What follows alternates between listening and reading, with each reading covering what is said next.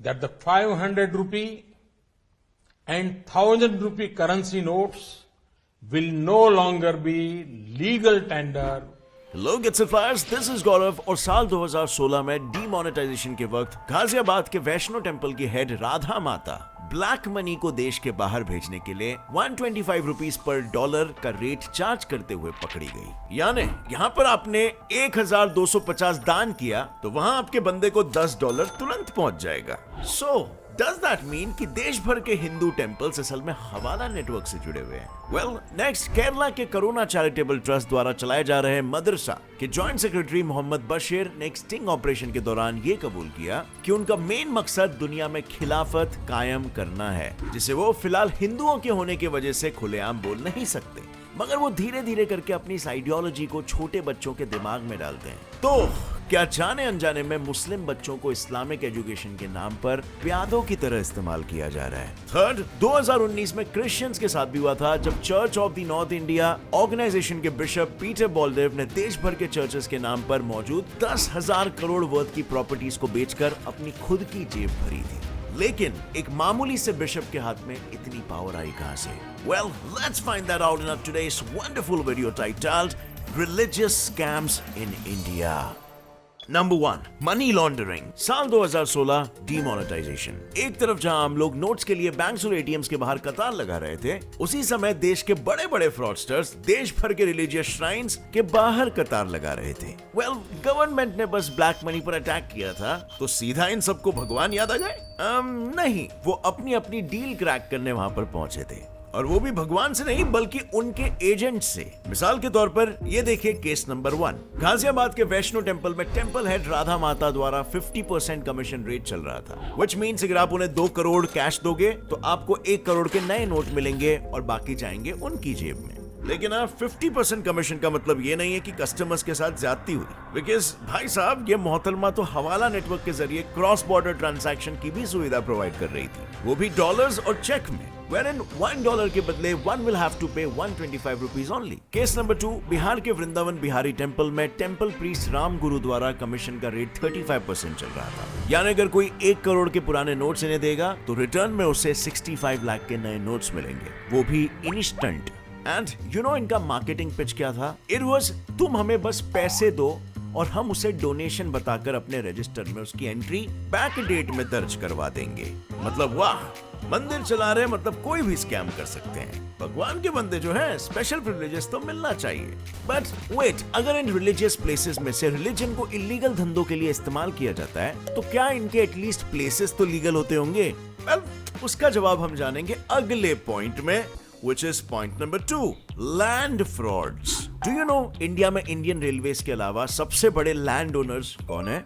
Well, those are various Christian organizations and the Waqf boards. Case number 1, the Christian land fraud.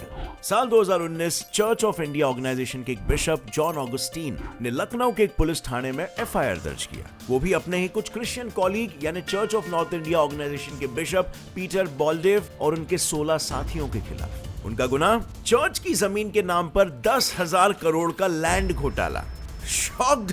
Ambani वाली feeling आ रही है ना? Well, you should be, क्योंकि according to bishop Augustine 1970 में church of India के कुछ bishops ने अपना एक अलग सा फेक ट्रस्ट ऑर्गेनाइजेशन बनाया, named church of north India trust association, कोनिटा। और फिर 1991 में बिशप पीटर बॉलडेव और उनके इन 16 की मदद से अलग अलग चर्च और प्राइवेट क्रिश्चियन स्कूल्स के ट्रस्टीज ने अपनी इलीगली ऑक्यूपाइड चर्च प्रॉपर्टीज को कोनिटा के अंडर ट्रांसफर किया, after which these properties were sold to people using fake documents. In fact according to some reports, आज तक इन बिशप्स और ट्रस्टीज ने मिलकर करीब 10,000 करोड़ वर्थ की चर्च प्रॉपर्टीज का सौदा कर रखा है। पर ये क्रिश्चियन बिशप्स अकेले ऐसे नहीं है, ऐसे स्कैम्स में बाकी रिलीजन्स भी शामिल है, which takes us to case number 2, the वाकिफ और औकफ लैंड फ्रॉड। इस्लाम में वाकिफ या औकफ वो प्रॉपर्टी होती है जो एक मुस्लिम इंसान सॉर्ट ऑफ दान में दे देता है in support of his or her religion. And you know, Ministry of Minority Affairs के अनुसार presently there are around 6 lakh acres of औकिफ्स across the country worth 1.2 lakh crore rupees. अब वैसे तो इन ऑकिफ्स को हैंडल करने वाले देश भर के अलग अलग ऑकिफ बोर्ड्स हैं, जो अपने ज्यूरिसडिक्शन में पड़ने वाले इन ऑकिफ्स को बेच या लीज पर दे सकते हैं। पर ऐसा करने के लिए उन्हें अपने बोर्ड के एटलीस्ट 2/3 मेंबर्स की परमिशन लेनी पड़ती है। बट रिसेंटली इंडिया टुडे के एक स्टिंग ऑपरेशन से ये सामने आया कि इन ऑकिफ बोर्ड्स द्वारा अपॉइंट किए गए मुटावालीज यानी केयर टेकर्स एक फेक परमिशन की लेटर दिखाकर अपने कंट्रोल की जमीन को करोड़ों में बेच या लीज पर चढ़ा रहे थे, और वो भी वाकिफ बोर्ड्स के नाम के नीचे से। पर क्या सच में ये बोर्ड्स इतने मासूम हैं? वेल, स्टिंग ऑपरेशन के दौरान फ्लो में एक मूटावाली ने ये तक बक दिया था कि इस सब में बोर्ड के भी कुछ सीनियर मेंबर्स शामिल होते हैं और उनको भी देना पड़ता है उनका cut to keep their mouth shut. खैर, अब जब आप भी स्कैम से वाकिफ हो चुके हो, let's move on to the next scam, that is number 3, conversion scam. A lot of times, I'm sure आपको ये जरूर फील हुआ होगा while watching foreign media कि वेस्ट और मिडल ईस्ट द्वारा इंडिया को एज अ नेशन टारगेट किया जा रहा है। But if you dig deeper, आपको पता चलेगा कि इन देशों द्वारा इंडिया की डाइवर्सिटी को भी टारगेट किया जा रहा है by converting the entire population into just 2 religions, जिसके लिए सबसे सॉफ्ट टारगेट्स होते हैं the financially, ethnically and physically vulnerable crowd। मिसाल के तौर पर केस नंबर 1 को देख लो, converting the physically disabled into Islam. Recently UP के मौलाना सिद्दीकी द्वारा रन किया गया जामिया इमाम वालुल्लाह ट्रस्ट और उमर गौतम द्वारा रन किया गया Al Hasan educational and welfare foundation, इन दोनों ऑर्गेनाइजेशंस को UK based Al Fateh trust से करीब 57 करोड़ का फंडिंग रिसीव हुआ था, जिसकी मदद से उमर पिछले कुछ सालों में करीबन 1000 लोगों को इस्लाम में कन्वर्ट कर चुका है, जबकि सिद्दीकी ने अपने 30 साल के इस करियर में करीब 5 लाख लोगों को कन्वर्ट किया है, वो भी जॉब्स और पैसे प्रोवाइड करने की लालच दिखाकर। एंड माइंड यू, इनको सिर्फ यूके से ही नहीं बल्कि यूएई, बहरीन और बाकी मिडिल ईस्टर्न देशों से भी लगातार पैसे रिसीव होते हैं under the name of social welfare. But इस सब के पीछे का motive, well, according to our anti terrorism squad ATS, इनका प्लान है to convert as many people to Islam as they can, change the demographics of UP and फिर हिंदू मुस्लिम के नाम पर उन्हें एक दूसरे से लड़वा कर देश को अनस्टेबल रखना। In fact you won't believe, Maharashtra में जब उमर गौतम के आदमी को पकड़ा गया था, तब उसने ATS के सामने कन्फेस किया था that they were given a target of converting at least 5 people a day into Islam, जिसे मुमकिन बनाने के लिए उन्होंने सोशल मीडिया के ग्रुप्स पर तक अपनी टारगेटिंग कैंपेन चालू रखी थी। Case number 2, converting the low caste Hindus into Christians. Recently एक इनकम टैक्स रेड और सब्सिक्वेंट इन्वेस्टिगेशन से यह पता चला था कि Kerala based evangelist KP P Yohannan believers church and gospel Asia नाम के 2 ऑर्गेनाइजेशंस और उनके देश भर में फैले ब्रांचेस के जरिए इंडिया में कई दशकों से पैसे हवाला कर रहा था from US, Canada and Europe. Motive, west से मिले पैसों से लो कास्ट या पुअर हिंदूज को लालच दो और उन्हें क्रिश्चियनिटी में कन्वर्ट करो। नाउ माइंड यू, यूहानन के 66 ब्रांचेस पर रेड के दौरान इन्वेस्टिगेशन अथॉरिटीज को उस पूरे कन्वर्जन रैकेट में साउथ के कुछ पॉलिटिकल लीडर्स के खिलाफ भी एविडेंसेस मिले। But wait a minute, according to this report ऐसे मैस कन्वर्जन्स तो रोहिंग्या और अफगान मुस्लिम्स के साथ भी हो रहे हैं। उनको CAA का डर दिखाकर क्रिश्चियनिटी की आड़ में सिटीजनशिप दिलाने के वादे किए जा रहे हैं, और ऊपर से लॉकडाउन के पहले ही साल में 50,000 गांवों और उनके 1 लाख गरीबों के कन्वर्जन्स तो ऑलरेडी ही हो चुके हैं। I mean, we must admit, it's a master stroke. आपदा को अवसर में बदलना कोई इनसे सीखे, लेकिन इस सब से आखिर क्या हासिल होता है? Well, maybe a new separate country for themselves, जिस पर सिर्फ उनका ही राज हो। I mean, हमारा अगला पॉइंट तो कुछ उसी तरफ इशारा कर रहा है। Number 4, terrorism scam.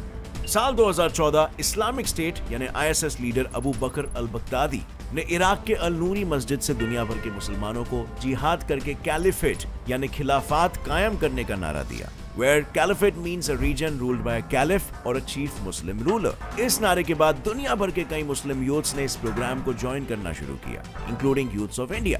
बट सबसे शॉकिंग बात तो ये थी कि पिछले 5 से 7 सालों में इंडिया के मुस्लिम मेजॉरिटी एरियाज में से जितने भी यूथ ISIS के चुंगल में फंसे हैं, उनमें यह भी ट्रेंड देखा गया है कि देश भर से पार्टिसिपेट करने वाले हर 150 यूथ्स में से 40 एटलीस्ट तो सिर्फ केरला से ही होते हैं, and that too mainly engineers and medical students. In fact recently Kerala police द्वारा लॉन्च किया गया ऑपरेशन पिजन ने करीब 350 यंग केरलाइट्स को इसमें फंसने से बचाया है। और हालांकि इंडिया के कई सारे मस्जिदों और मदरसाओं से खुलेआम जिहाद के नारे लगते आए हैं और शायद आगे और भी लगेंगे, क्योंकि केरला के पुलोरामल इलाके में स्थित करुणा चैरिटेबल ट्रस्ट द्वारा रन मदरसास के जॉइंट सेक्रेटरी मोहम्मद बाशिर ने तो इंडिया टुडे को एक स्टिंग ऑपरेशन के दौरान ये कबूल कर दिया था कि उनका मेन मकसद कैलिफेट यानी खिलाफत बनाना है, जिसे वो हिंदुओं के होने की वजह से फिलहाल खुलेआम तो नहीं बोल सकते, मगर वो धीरे धीरे इस आइडियोलॉजी को छोटे बच्चों के दिमाग में डालते हैं, जिसके लिए उन्हें हवाला के जरिए अरबों से पैसे भी मिलते हैं।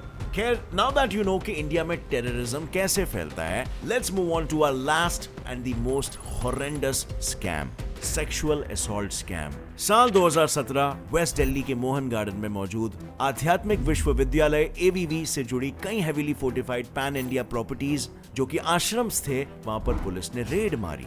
रीजन, आस पड़ोस के लोगों का कहना था इनमें से आए दिन औरतों और बच्चों की चीखें सुनाई पड़ती है। रेड से सामने क्या आया, इन बिल्डिंग्स, इन आश्रम्स में AVV का फाउंडर गॉडमैन वीरेंद्र देव दीक्षित कुल मिलाकर करीब 250 औरतें और 48 लड़कियों को ड्रग्स की सिरिंज चढ़ाकर उनका शारीरिक शोषण किया करता था, which is horrific। अब इसमें सबसे चौंका देने वाली बात तो यह है कि ये सारी बचाई गई फीमेल्स इतनी हेवीली ब्रेन वॉश थी कि उन्होंने इस ढोंगी गॉडमैन के खिलाफ मुंह खोलने से तक इनकार कर दिया और इनफैक्ट ये कहने लग गए कि वीरेंद्र जी असल में भगवान कृष्ण के अवतार है और हम उनकी गोपियां। But you know what's more shocking is that इस पूरे वीडियो को बनाते वक्त मैंने ये रियलाइज किया, जो शायद आपने भी अब तक किया होगा, कि मैस कन्वर्जन्स और टेररिज्म को इंडिया में बढ़ावा देने के लिए कैसे US, Canada, Europe, UAE, Saudi और ऐसे कई वेस्टर्न और मिडिल ईस्टर्न कंट्रीज मानो चारों ओर से लगे पड़े हैं, as if they have some unsaid hatred towards India. But आखिर इंडिया के खिलाफ ही इतनी साजिशें क्यों? ऊपर से उनके द्वारा फैलाए हुए इस जाल में कुछ लो लिटरेसी वाले स्टेट्स फंसे तो समझ में भी आता है कि एजुकेशन नहीं है, बट जिस तरह से ये फॉरेन पावर्स अपना इजी टारगेट 90% से भी ज्यादा लिटरेसी रखने वाले केरला को बना रहे हैं, मुझे तो ये भी समझ में नहीं आ रहा है कि उनके लिए केरलाइट्स को मैनिपुलेट करना इतना आसान कैसे हो रहा है। वेल, मेरे पहले सवाल का जवाब मुझे तो ये लग रहा है, आपका क्या राय है इसमें? और अगर इस वीडियो से आपको कुछ भी नया सीखने मिला, एक लाइक जरूर ठोकना। Get set by fact channel को अभी सब्सक्राइब करो और जितना हो सके इस वीडियो को शेयर करो अपने फ्रेंड्स और फैमिली मेंबर्स तक, ताकि उन्हें भी इन रिलीजियस स्कैम्स जो इंडिया में चल रहे हैं उसके बारे में पता चल सके। हो सकता है ये वीडियो सही इंसान तक पहुंच जाए और इस नॉलेज की वजह से उसकी जान बचे। So please share this video with all your close ones. मैं हर वीडियो में ऐसा करने नहीं बोलता हूं। मिलते हैं अगले वीडियो में। Till then, as always, stay curious, keep learning, keep growing. Jai Hind.